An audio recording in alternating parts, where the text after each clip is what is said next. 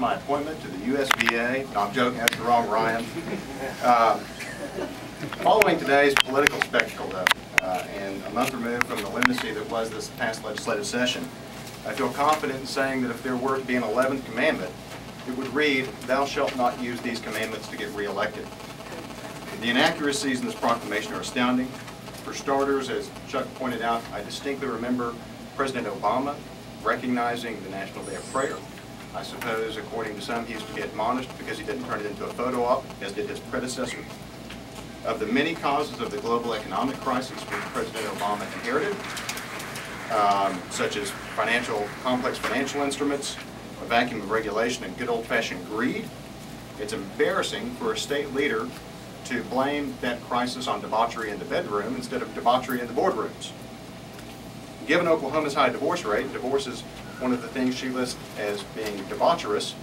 Our state's statistic in divorce, I suppose, we're a state of debauchees. And all of those that have been taken by Bernie Madoff should instead direct their anger not at Bernie Madoff himself, but at the governor of South Carolina. I'm also astonished at the intellectually dishonest portrayal of our nation's founding.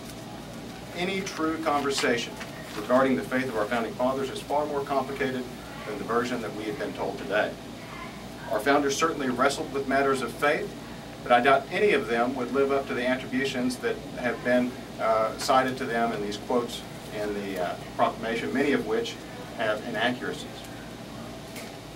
Of our first 5 presidents, 4 were deists. The other rejected the concept of the Holy Trinity and the divinity of Jesus Christ. Our 3rd president even took a blade to his Bible and carved out the portions that were at odds with his belief.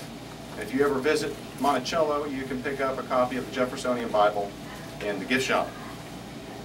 No, to find even a hint of the church-state relationship suggested by Representative Kern, we have to go back over a century before the founding to our colonial roots as a nation. The first colonial Americans, many of themselves seeking religious freedom from the Church of England, did in fact allow for their leaders to mix the law of the state and the law of the church.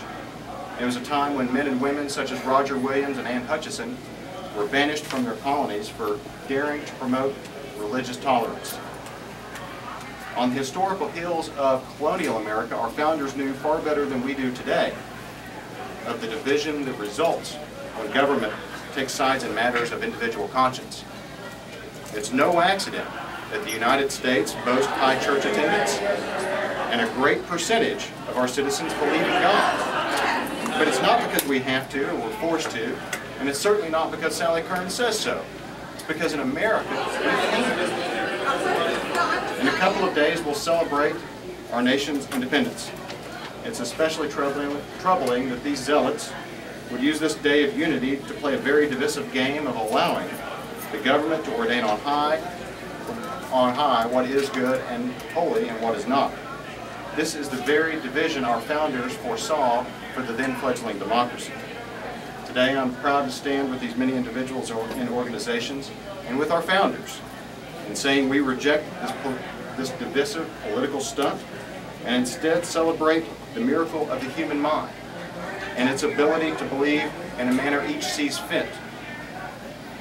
Go to church where you want. Love whom you want.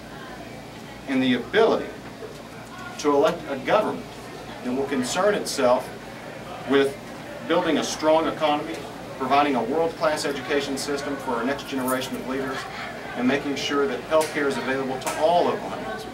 Now, all of these things have a direct correlation to reducing the incidences of child abuse, divorce, and abortions. Let me close with a question.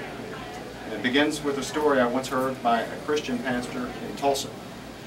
There's a 4th-generation Tibetan monk. Every morning he milks the goats.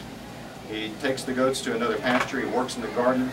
He says some prayers and he burns some incense. He's never married. He doesn't kill. He doesn't cuss. He doesn't fight. He's never heard of the Christian gospel in his remote, isolated corner of the world, and he has never accepted Jesus Christ as his personal Savior. One day, as he's taking his goats from one pasture to another, he slips and falls off of a cliff and into a valley and he dies.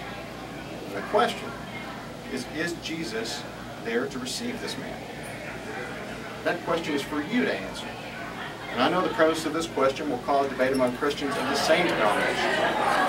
It will cause debate among Christians of different denominations. And the fate of this man will spark debate among the faithful of all faiths and even non-believers. Regardless of how we answer that question, we should all be grateful and protective of our nation and our Constitution that allows that answer to be a matter of individual conscience.